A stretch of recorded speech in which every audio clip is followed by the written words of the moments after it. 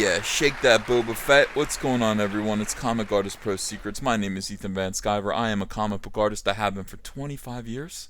And I am the creator of Cyberfrog Blood Honey, the smash hit IndieGoGo campaign. It's going on right now. I think we're into our second week.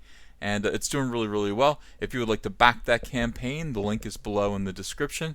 You can get a copy of my new comic book, Cyberfrog Blood Honey. I'd love to have you on board. I am the illustrator, by the way, of Jordan B. Peterson's 12 Rules for Life, a book that has sold a million plus copies and changed billions of lives. Billions. Literally billions of lives. And I am a great big Star Wars fan. A lot of you are sending me...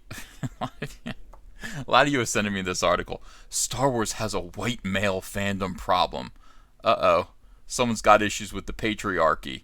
Look, I don't want to read this. Like, seriously, this is a garbage article. Absolute garbage. Probably from a garbage human being.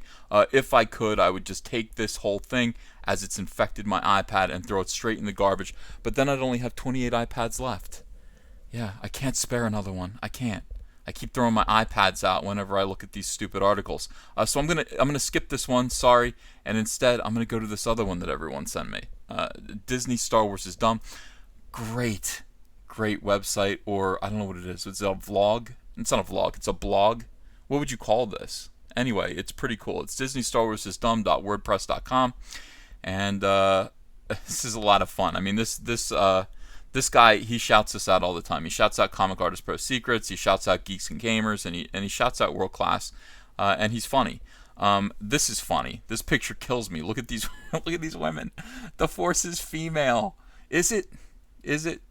Yeah, we're gonna destroy Star Wars. Yes, we are. It's already begun. By the way, I'm the only one wearing a black version of this shirt because I'm different than you. You guys are peons. I'm the queen bee. We'll see about that. See you in September. Did Kelly Marie Tran sign a social media NDA while filming episode 9? So this is the question. It's a good theory. Kelly Marie Tran, who played Rose Tico on The Despicable and Despised, The Last Jedi, has disappeared. Well, she didn't disappear. She's in Scotland, we believe, filming episode 9 right now, or at least, in rehearsals, readings. I don't know what they do. I've never been in a movie, at least not a legit one. And so we don't know. But anyway, her what is it, Instagram came down, and everyone is saying it's because she was harassed. It's because she was harassed. Well, listen, that's a good theory. It's kind of odd to do it 6 months after the movie came out, but I mean, look, maybe the harassment has lasted that long. We love her around here. We love Rose Tico. We hated to see Kelly Marie Tran disappear, even though we didn't even know she had an Instagram to begin with. But this is a good theory. A social media NDA. Let's see. Caution, pure speculation. That's good. See, this is how you know it's not garbage tier. This is not garbage tier. This is a real, believe it or not, it's like something that's a webpage called Disney Star Wars is Dumb is actually more legit than like Huffington Post. They're actually warning you here. We're just thinking out loud. This week, SJWs all over the internet were caterwauling. Good word, caterwauling. That's like the noise. You'd think of a cat like screaming in the middle of the night. That's what that word makes me think of. Until someone throws a boot at it, like in a cartoon, like a cat in heat, and you hit it with a boot and it shuts up. SJWs never shut up ever, no matter how many boots you hit them with. Over Kelly Marie Tran leaving Instagram based on incomplete and misleading information. It is incomplete. Basically, all it was one stupid twit. Well, it was a tweet from a twit on Twitter that said that, oh my God, she's left because she was harassed. This person offered no information, no proof, nothing like that, and they were not a representative of Lucasfilm or Kelly Marie Tran, so it was very odd, but nevertheless, that was all they needed. I mean, that was all they needed. The media, as a result, a flurry of reactionary think, quote-unquote, pieces were frantically typed out, admonishing white males. And that includes me, and I did feel admonished. I felt admonished by SJWs. They were pointing the finger of scorn at me, and I pointed the finger right back at them, as I always do. And a toxic contingent of the fan base, toxic again, great word, they blamed racism, sexism, and of course, my favorite, misogyny. But what if none of that is true? What if it's not true? What if there is no racism, sexism, or misogyny? And there isn't, not from our side of the aisle. flimsy evidence supporting these claims is already specious. See how great this is? See how great Disney Star Wars is dumb .wordpress.com is? I mean, they're really good. But there may be another answer. Look at our sexy Rose Tico. A thoughtful Twitter user offered the following theory. I have a hunch that she might be on a bit of a social media NDA during the filming of Episode 9. Okay, so that's a good theory. Of course, I sign NDAs all the time when I work for other companies. DC Comics would constantly put us under NDAs whenever there was a new event. Anything like that, in order to tell us what was going on. So in other words, if DC was about to share vital private information about an upcoming event, such as DC Rebirth, we would all be under a non-disclosure agreement. Literally, we couldn't say anything at the cost of our job and a lawsuit. This is important because there are a lot of stupid, disgusting comic book websites out there like Bleeding Cool, who are looking for scoops all the time to disrupt the flow of information. DC is wary of that, and they want to make sure that none of their employees are spilling information like that, or any of their freelancers. It wouldn't be out of the ordinary, of course not. According to Denny Geek, John Boyega stated the following: "I don't know a thing," quote unquote, he said in the detail of the project to Digital Spy, "but I know they're filming in July. They're prepping and planning. JJ has a script, but I just haven't read it yet." All right, so I wonder when that article came out. Let's find out about that. This better not be porn. I swear to God, don't do this to me. Disney Star Wars is dumb. All right, start filming this summer. When did he say he hadn't read it? March 19th. That was a long time ago. Today is June 9th. So that was obviously a long time ago. I think he's probably read it by now. And if it's filming in July, I would guess Rose Tico, Kelly Marie Tran, has read it as well. According to slashfilm.com, J.J. Abrams stated the following: "We have a script, which is a big deal for me. It starts shooting at the end of July. Sometimes having the script in advance is something I haven't always been lucky enough to have." It's like something out of Ed Wood. I love that. Let's make it up as we go. "But I'm writing this with Chris Terrio, who is a genius." So not Denny Terrio. That's the dance guy from the 1960s. And I'm having a great time. So when did J.J. Abrams say that? Let's just better not be porn. Look at him there, talking to R2-D2. Have you read your lines? It's so cute. Isn't this a cute picture? Ha ha ha. It's whimsical. He said this on February 22nd. Okay, again, even before John Boyega. So they did have a script apparently on February 29th. And John Boyega hadn't read it yet in March. But now we're way into June. And of course, I think, right now at this point, they're beginning rehearsals. And I would think that many of them have read it now. So they start filming in July, but pre-production work would have to start a month or two before that, which could put us in the current time frame. There's costume fittings. You got to make sure the potato bag works. You got to fit her in that potato sack. Production photos, still photography, rehearsals, physical training, hair and makeup tests. Got to get that wig going. All of that would have to be completed before principal photography began. So even before that, she may have been in negotiation with the studio. Obviously, before you actually start shooting, there's a lot of pre-production work, and that is probably what our girl, Kelly Marie Tran, is involved in right now. I think she is over there. I believe she's in Scotland. I believe that's where this is shooting. And I think she did mention that she was going to, at some point I heard her say something like that in another article, that she was going to be heading over there in June. So I don't know if she's there yet. I don't know what's going on. But yeah, this is an interesting theory. We know Lucasfilm treats these projects with utmost secrecy. Of course they do. According to John Boyega, on the secrecy surrounded the screenplay, Boyega admitted, quote, "You have to go into a room where the script is," but also added, "I can't lie. Sometimes you get to bring it back home." You should, but you are, obviously you will be penalized. Now the script pages themselves are usually marked with the name of the actor in indelible ink. It's like you cannot photocopy or reproduce the pages of anyone's script that leaves Lucasfilm, okay, without the name of the person who took that script all over the copy. So in other words, if Lucasfilm prepared me a copy of the script to take home to read, all over the script it would say Ethan Van Sciver's copy lent from Lucasfilm, do not reproduce.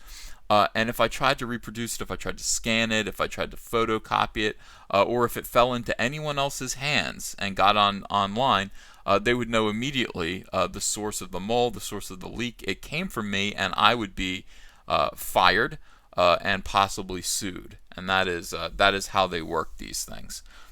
So, in fact, when Kelly Marie Tran was cast for episode 8, she even kept her casting secret from her own family, according to Cinema Blend. Spoilers are such a serious business in movie making that actors can't even have their salaries cut if they end up revealing things. Correct. So this is all good stuff. I lied to them and said I was doing an indie movie in Canada. I bought them maple syrup. I went all in. So, Kelly Tran probably isn't even going to respond to this these rumors and allegations. And how diabolical of Disney Lucasfilm to just allow this to keep going like this without really responding. Just let the media go. Letting people like that jackass Stephen Colbert come out against the fans. Disney, here's some advice to you. Whether or not this is true, whether or not Kelly Marie Tran has signed an NDA and is incapable of having social media right now, it would be unwise when you're under a non-disclosure to have any contact with much of anybody who wasn't directly involved with the film. It could cost you a lot of money. It could cost you your job. So it is a good idea to kind of disappear for the time being. Disney, stop blaming the fans. You're really going to have to crawl back to us on your hands and knees, or you're going to have an enormous flop. Do you think for 1 minute that you can do episode 9 without us? You've already seen what has happened between episodes 7 and 8. You've seen those numbers get slashed, Disney. They're utterly slashed. It's ridiculous. By 50%, the decline from episode 7 to 8. And 8 sucked. Now, hopefully, look, J.J. Abrams is not Roundhead Ryan. He's not. I mean, he has his own set of issues, but he is not a jackass fool like Roundhead Ryan. It's possible that J.J. Abrams will produce a better movie in Episode 9 that will actually do better than The Last Jedi. But I will tell you this: it's not going to matter how good of a movie it is when your fans have abandoned you because you've abandoned them. Stop persecuting the fans. All right, so here's more and more here. More evidence. I don't think you need more evidence, but this ending is pretty nice. By the way, thank you, Disney Star Wars is Dumb, for actually finding Kelly Marie Tran's agent and asking her, did Kelly Marie Tran sign a social media NDA while in production for Star Wars Episode 9? If I get an answer, I'll update this post. You won't get an answer. Now, even if she didn't, this is all a very, very convenient whirlwind of hate. It's going to be pretty effective. What they've done is they've weaponized the SJWs. They've weaponized Rose Tico against the fans. It is going to be difficult at this point to criticize Rose Tico in this movie, to criticize Kelly Marie Tran's performance. Hey, we'll do it anyway because we don't care. But that is the effect of what they've done. Now they've basically turned anyone who criticizes Rose Tico into part of the problem. Pop, part of the problem. And that is going to be tricky to do. It's way too convenient. Kelly Marie Tran will never come out and say, no, that's not why I left my Instagram. Now at this point, she is going to say, well, yeah, I did receive quite a lot of abuse, and and even if she doesn't directly lie, she's not going to tell the truth. Her agent certainly isn't going to tell the truth. This is the best thing to happen to Kelly Marie Tran in a long time, and maybe that's okay. I mean, I want Rose Tico. Rose Tico pass like us would like to see less people bullying and attacking this poor woman. But on the other hand, this is a pretty diabolical thing, because it would mean Lucasfilm and all their representatives have been sitting on their hands, allowing the media to savage #the Fandom Menace. That's us. Thanks for the shout out over nothingness. But even worse than that, it would mean that they're using Kelly Marie Tran as a political pawn. And of course, there's nothing new about that. My answer to this is to say it's a good theory. However, I checked to see if John Boyega still had a Twitter. John Boyega's Twitter is still up. I don't know the last time he posted. I mean, maybe we should look. Maybe we should look at John Boyega's Twitter real quick and just see exactly how he's doing. I would think that, well, first of all, I don't think that Disney would demand that their social media comes down. But, all right, here we go. John Boyega. Wow, he's got 1.4 million followers. I don't know if I would. I don't know if I would use this piece of art as my banner were I him. I don't know. But anyway, it's all good. John Boyega pinned this tweet. Let's see the last time he tweeted. 2 days ago. So John Boyega tweeted 2 days ago, and 2 days ago was when Kelly Marie Tran disappeared from Instagram. So let's keep our eyes on John Boyega's Twitter, and we will see if he is going to tweet after this. Here's his last tweet. As if Christ himself advised on the spices required for this amazing dish. That's a very Monty Python-esque kind of thing to tweet. This halibut is good enough for Jehovah. Very cool. So everyone, let's just watch and see. Now, John Boyega himself may have just said, I'm going to walk away from my Twitter. I'm not going to ever post on my Twitter again while we're filming. But then again, let's see. He tweets. He tweets daily, it looks like. So there's 3 days ago. Here's 5 days ago. 5 days ago. And then there's a long time that he disappears. Here's June 1st. And, yeah, what the... I don't know what that is. That might have been porn. Okay, so I don't think so. I don't think John Boyega would post porn, would he? He might. You never know. So anyway, let's keep our eye on that, and let's just kind of maintain a healthy skepticism about the flailing and crash landing Disney Lucasfilm at this point. Anything that they say is not really going to be trusted. You can't take it on face value. They are covering for the single biggest disaster in Star Wars history. And that's a bad thing. Because after all, at this point, the flop is female. Show your friends you support independent comics while showing the world who you back in the fight against the swarm with the brand new Cyberfrog t-shirt from Crypto Fashion and Comic Artist Pro Secret. Sizes come in small to 5XL, and take your choice of colors between navy blue, white, and black. And if you haven't yet, go ahead and order the Fandom Menace, Go Get Daddy's Belt, Tico, and Soilo t-shirts as well. Link is below in the description. You're going to look great. People love these shirts. They fit wonderfully. Thank you very much.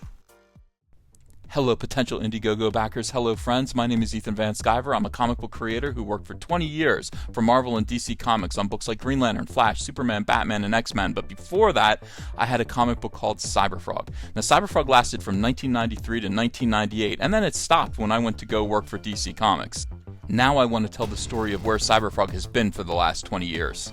I want to write, pencil, ink a book called Cyberfrog Blood Honey that tells the story of gigantic alien hornets that come to Earth and conquer it, sending Cyberfrog into deep hibernation, where he emerges now in the year 2018 into a completely alternate reality, a new world where these hornets have taken over, devastated humanity, using human skin to make gigantic wasp hives, and harvesting human blood to make honey to feed their young. Very few humans still exist. But it's up to Cyberfrog to save what's left of humanity and turn back the damage that's been done by these wasps with his brother Salamandroid and his friend Heather Swain. I want you to help me do this. We're going to get colors by Kyle Ritter. He's a fantastic colorist, and he's going to make this book sing. I'd like this to be a 48-page one-shot prestige format, part 1 of 4. So I'm asking you to help me launch the very first Cyberfrog Blood Honey epic graphic novel. Are you in? Will you help me?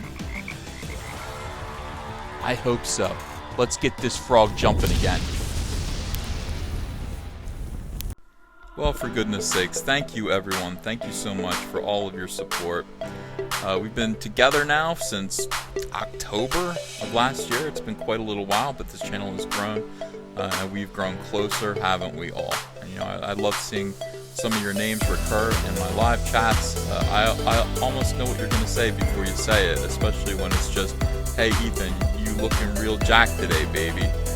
Yeah, I come to expect these things, and that's what having a close relationship with your subscriber base does. So I love you all. Thank you for the Patreon donors, all of you who donate to the Patreon. Thank you so much. I do appreciate you. These are your names for the month of June.